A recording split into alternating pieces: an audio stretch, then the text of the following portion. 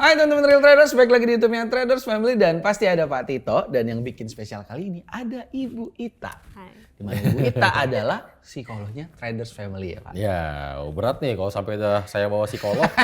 Tahu dong arahnya kemana. kita bongkar langsung aja ya Pak. Iya. Jadi Bu, sebenarnya Pak Tito kemarin kasih saya bisikan ilham Bu. Saya ada konten bagus untuk edukasi Bil kata dia gitu. Apa tuh? Tapi untuk membahas edukasi ini wajib ada Bu Ita. Karena ada salah satu teman analis kita yang nge-DM Pak Tito. Ya. Udah dikirimin ke saya. Dia ngomong, Pak bulan depan bisa dipastikan channel saya hilang dari peradaban. Oke. Kata satu dan lain hal. Intinya dia udah nyoba seasonality tapi nggak berhasil. Lalu karena terlalu rakus mengincar TF point, hasilnya dia malah loss besar. Lalu dia mencoba metode yang sudah mengantarkan dia sampai mendapatkan 7 medal dikombinasikan dengan metode yang lain, hasilnya adalah sebuah kehancuran buat dia. Yang pasti itu loss semuanya. Terus bahwa ketika dia nge-review metode yang biasa dia pakai, itu kalau dijalanin malah ternyata profit. Sampai 300 pips lebih. Terus dia bilang, saya bahkan terlalu malu untuk kumpul di eventnya TF dan mencap diri saya sebagai analis di kampus. Oke. Yang terakhir Bu, yang paling menarik banget buat saya suka banget ini karena saya ada di tempat. Dan pesan Bapak di Bandung untuk kantongin aja uang cash out dari TF. Saya bandel Pak, saya tradingin dengan metode yang berbeda. Hasilnya adalah habis. Nggak, ada tambahan lagi yang menarik. Ada tambahan lagi yang menarik, Bill. Di situ Bill nggak bacain. Jadi kalau teman-teman tadi baca, di bagian ini teman kita yang analis ini minta saya untuk menyampaikan ke analis yang lain. Belajarlah dari pelajarannya yang dipetik sama teman kita ini. Tapi pelajaran yang dipetik adalah the less you know, the better you trade. Iya. Pelajaran yang dipetik adalah jangan gonta-ganti metode. Iya kan? Iya benar. Kita langsung senyum. Jangan gitu dong senyum-senyum berdua, saya diajakin Saya juga. diam dulu. Bener kan? Dia langsung senyum, saya kan langsung connect. Iya. Kenapa sih bagi saya pelajarannya bukan di situ malahan? Penyebab apa ya? Masalahnya itu bukan di situ. Berarti udah bukan masalah the less you know the better you trade-nya. Bukan. Gitu loh. Dan ya ini kalian suka bilang kan bahwa wah ujung-ujungnya kalau trading ini semua soal psikologi. Ayo kita ngomong psikologi sekarang sama psikolog. Ini kan maunya teman-teman. Benar kan? Iya. Gini, kita urutin sedikit ya. Kita urutin sedikit. Kan kalau di sini posisinya berarti teman analis kita ini merasa sedang mengalami sesuatu yang buruk, Ya. kan? Dan seperti orang pada umumnya, saat sesuatu yang buruk terjadi, mayoritas orang hanya berusaha mengingat kejadian terakhir apa sih? Benar. Apa sih kesalahannya? Berdasarkan kejadian terakhir.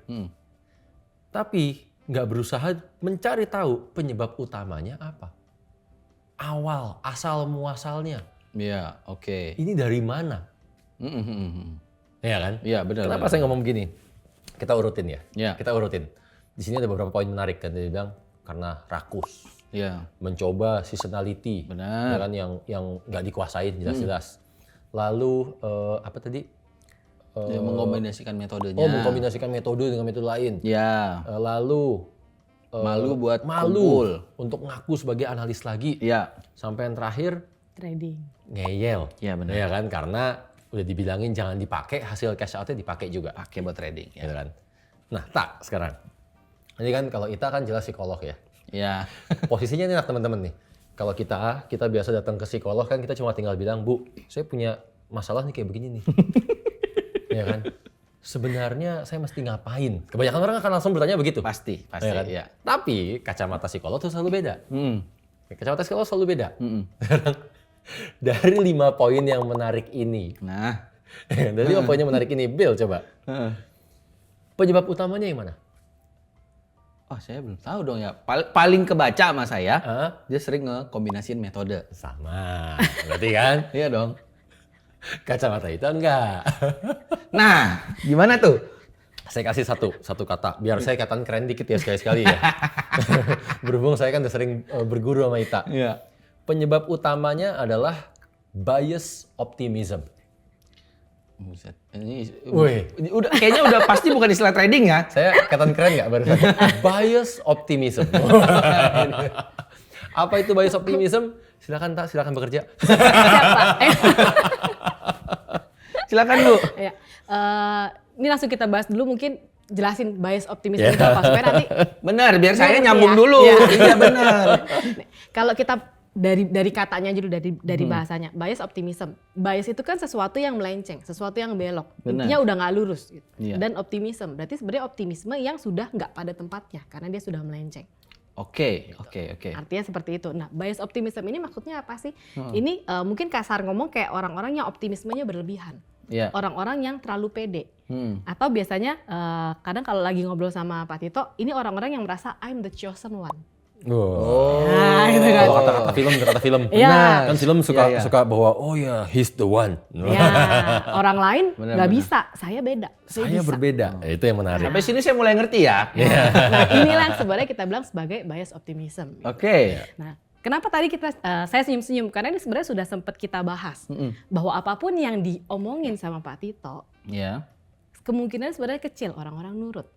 Karena yang ada yang namanya bias optimism. Oh. Udah diomongin, tapi dia masih tetap juga melakukan. Karena dia merasa udah diomongin, saya tahu dong cara ngatasinnya. Nah, kalau di teman kita yang analis tadi ini supaya kita juga dapat ceritanya lebih enak gitu ya. Iya. Dugaan saya, kronologisnya, itu justru yang terjadi pertama kali waktu dia cerita, dia malu mengakui dirinya sebagai analis. Analis ya, benar. Padahal sebenarnya udah dibilang, jangan mempromosikan channel. Semoga sih dia nggak sampai mempromosikan channel ya. Ya. Semoga. Semoga Ya, gitu. ya, oke. Masih hanya mungkin dicerita-cerita gitu Ya. ke teman-temannya bahwa dia adalah analis. Ya. Dugaan saya sih dia juga mungkin cerita dia udah sampai di level elit. Minimal Ya. itulah, Minimal minimal itu. Iya. Oke.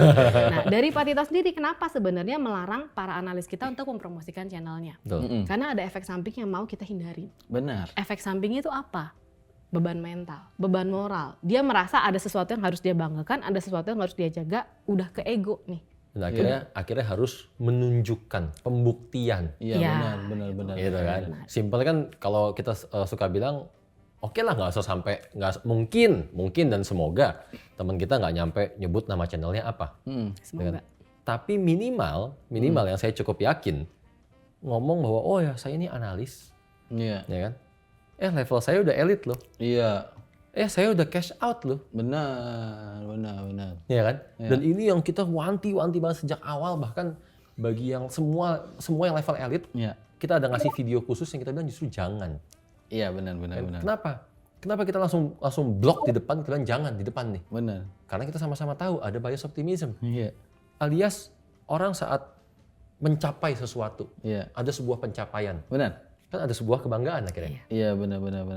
Kebanggaan ini mau disalurin kemana? Nah. Saya pengen orang tahu bahwa saya mencapai sesuatu. Iya, benar. Yang alias kalau orang suka nyebutnya kan pamer, sombong, dan lain-lain. Iya. Tapi intinya kita cuma pengen orang tahu, saya berhasil loh. Iya, benar. Sesuatu ini. Iya.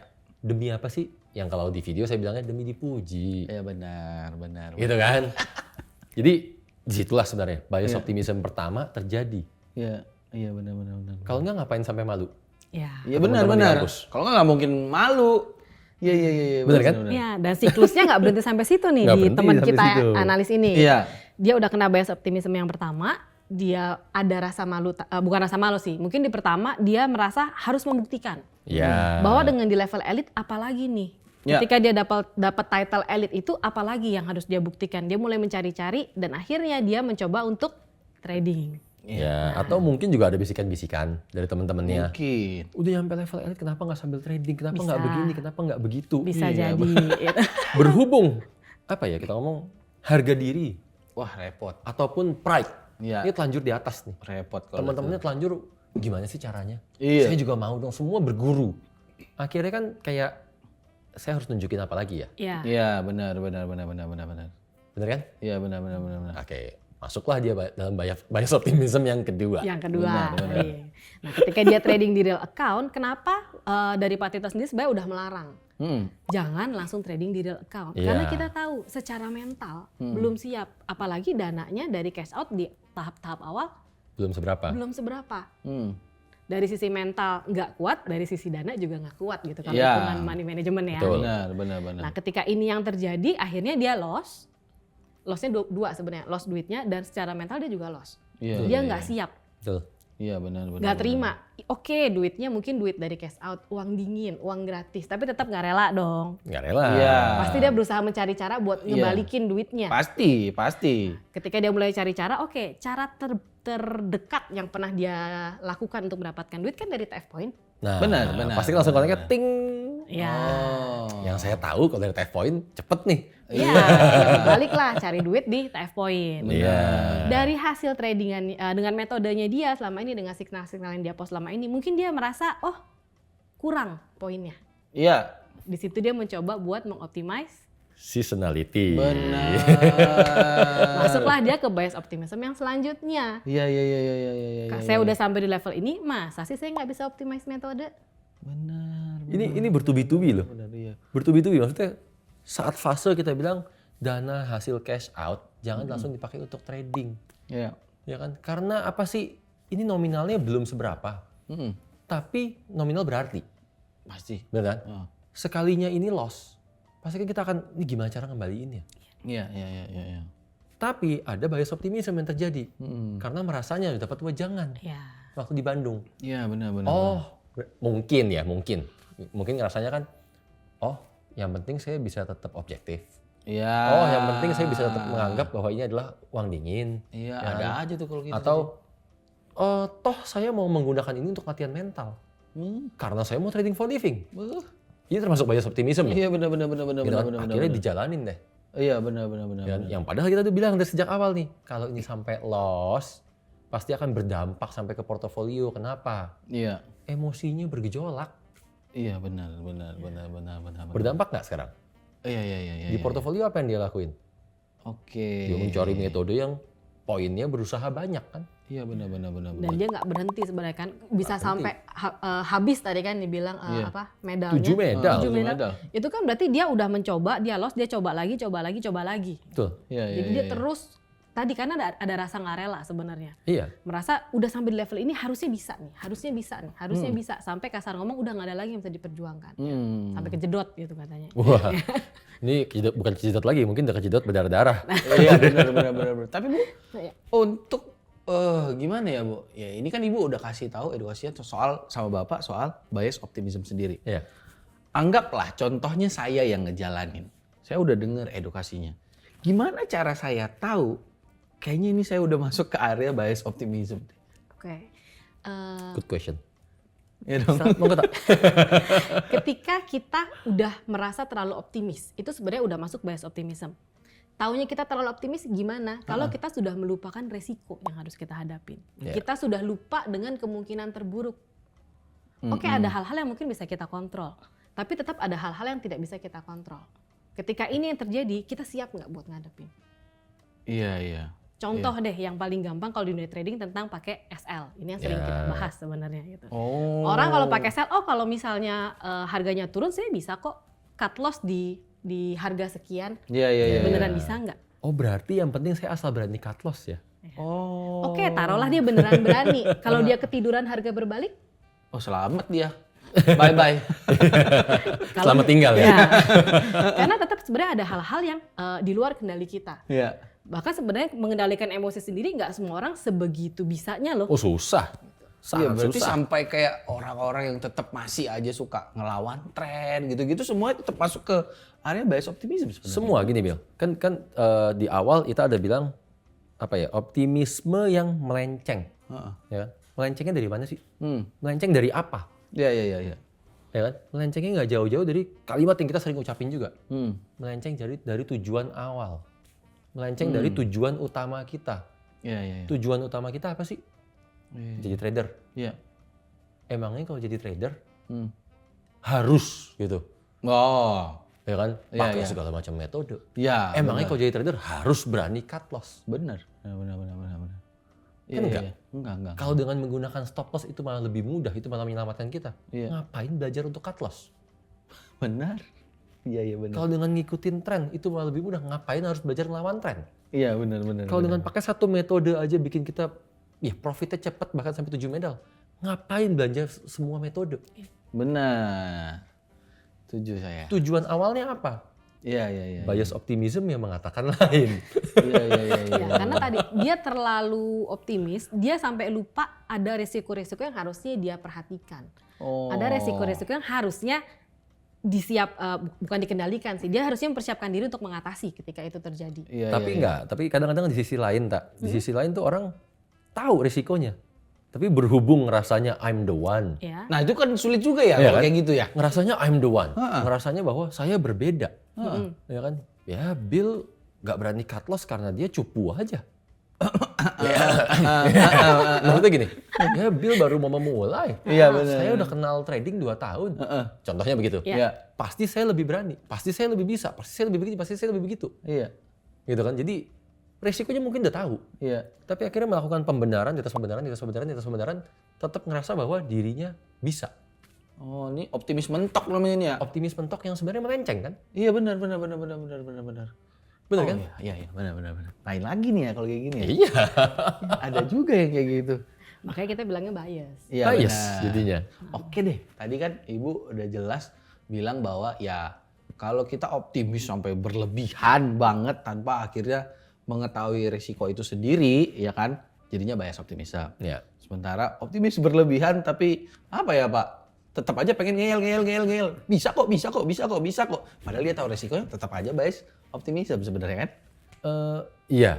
Iya dong. Bias optimism di awal sih sebenarnya. Iya. Ngeyel berikutnya. Lo bener, Bil? Ya, karena merasa nggak apa-apa kok. Iya. Oh. Pertama timbul bias optimism nih, biar teman-teman juga sama-sama ngerti ya. Bias. Iya. Bias. Kita kayaknya dari tadi kita kayak orang bule ngomong. Bias. Oke. Tapi kalau itu kan tadi saya nanya gimana cara kita tahu menyadari itu sebelum kita kecemplung sama yang namanya bias optimism. Anggaplah sekarang saya sudah terjebak di bias optimism. Lalu apa yang harus saya lakukan? Supaya aman ke depannya dong. Oke, ini dari Bill pertanyaannya ada 2 nih. Berarti apa yang dilakukan supaya nggak terjebak atau apa yang dilakukan kalau sudah terjebak? Iya. Yang mana dulu yang mau kita bahas? Satu-satu, Bu. Oke, apa yang kita lakukan kalau udah terjebak dulu mungkin ya. Biasanya kalau orang udah kena bias optimism, dia terjebak, intinya kan dia kena akibatnya nih. Iya. Di satu titik dia memang harus menyadari bahwa ini adalah sesuatu yang salah. Menyadari dulu. Harus menyadari gitu. Oke. Nah, biasanya kalau orang yang bias optimismnya, contoh seperti teman kita yang analis ini tadi, dia jatuhnya karena berlapis kan. Terpuruk lah. Yeah. Ini yang terjadi justru situasi yang sebaliknya. Kita biasanya bilangnya bias pessimism. Oh, sebentar Bu, ada yang bahasa baru. Mirip, yang tadi optimis, yang ini pesimis. Lawannya. Berarti ini pesimis combo, pesimis berlebihan. Iya. Betul. Nah, jadi mungkin dia sampai ada di satu titik merasa kayaknya mau melakukan apapun udah sia-sia, udah percuma. Makanya dia bilang mau menghilang tadi. Oh, saya ngerti. Padahal cukup menghealing ya. Benar, padahal cukup healing. Healingnya dengan cara apa? Sebenarnya dia sudah melakukan tuh tadi. Iya. Dia sudah mengevaluasi loh. Dia sudah menyadari salahnya di mana. Dia sudah menyebutkan salahnya di mana. Dia sudah tahu, kalau dia pakai cara dia yang lama, itu bisa membawa dia tadi ke level modal 7, ke level elit. Iya. Tinggal next step-nya apa yang mau dia lakukan. Berarti Bu, boleh nggak saya bilang gini Bu, modal dia untuk maju lagi, harusnya bahasa gampang saya, ya minimal belajar dari pengalaman sendiri lah. Iya benar. Bener dong? Benar. Bener nggak, Pak? Iya. Bener dan kurang. Oke. Kurang panjang kalimatnya. Lengkapin Pak. Kalimatnya kurang panjang, Bill. Karena kalau dibilang belajar dari pengalaman sendiri, hasilnya lama. Hasilnya lama. Ya. Gini, ingat nggak waktu kita bikin konten sama DP? Oh, yang Bill bahas. bilang, kapan nih ada yang nyampe legend? Iya benar, ingat. Ya kan? Ingat. Terus kita bilang, ya kita tenang-tenang aja. Orang kepleset lagi dari level master, jatuh lagi. Setengahnya kita udah tahu karena ya Ita udah banyak kuliahin saya soal ini bias optimism akan selalu terjadi. Iya. Semua manusia punya, gitu kan? Dan 90% manusia cenderung akan begitu, gitu kan? Dalam artian mereka cenderung harus mengalami dulu baru akan belajar. Makanya ada kata-kata pengalaman adalah guru terbaik. Ya. Tapi kan dalam kalimat itu nggak dibilang pengalaman siapa. Benar juga. Itu jadi masalah juga tuh. Benar dong? Iya benar. Kenapa hanya mau belajar dari pengalaman sendiri? Kenapa nggak mau belajar dari pengalaman orang lain? Benar juga. Kalau dikatakan pengalaman adalah guru terbaik, belajar dari pengalaman siapapun juga dong. Iya. Padahal sebenarnya kalau kita belajar dari pengalaman orang lain, kita dapatnya lebih banyak. Orang itu mengalaminya 10 tahun. Kita dengar ceritanya dia cuma 1 hari, bahkan mungkin kurang. Iya. Kita bisa dapat pengalaman 10 tahun loh. Iya. Itu instan loh. Iya. Sebenarnya kayak apa ya? Gampangnya saya bilang nih bahasa bukan psikolog tadi, Pak. Ngeyel. Iya ngeyel. Karena pembelajaran yang Bapak berikan pun selama ini itu udah berdasarkan pengalaman dong. Betul. Jadi gini, saya ngasih pembelajaran. Jangan ngelakuin ini, jangan ngelakuin ini. Ini akan bikin orang hancur, ini akan memperlambat langkah kita. Iya. Ya kan, bahkan bisa bikin kita ya jauh melenceng dari tujuan utama kita. Benar. Kan? Oke, kalau orang mau belajar dari situ aja, kacamata kuda sebenarnya akan jadi cepat. Iya. Tapi si bias optimism ini akan selalu muncul kan? Iya, ada aja tuh. Akan selalu muncul bahwa ya mungkin kalau diginiin bisa dong. Oh kalau pakai cara begini harusnya bisa dong. Iya. Kenapa saya nggak coba ini? Kenapa saya nggak coba itu? Dan seterusnya. Iya, benar. Yang nyatanya jadi lambat kan? Nah, Gitu. Karena maunya belajar dari pengalaman sendiri. Ya. Nunggu ngalamin, baru belajar. Nah, ini sebenarnya juga menjawab pertanyaan Bill yang tadi satu lagi. Gimana caranya supaya orang nggak sampai terjebak ke bias optimism tadi? Yep.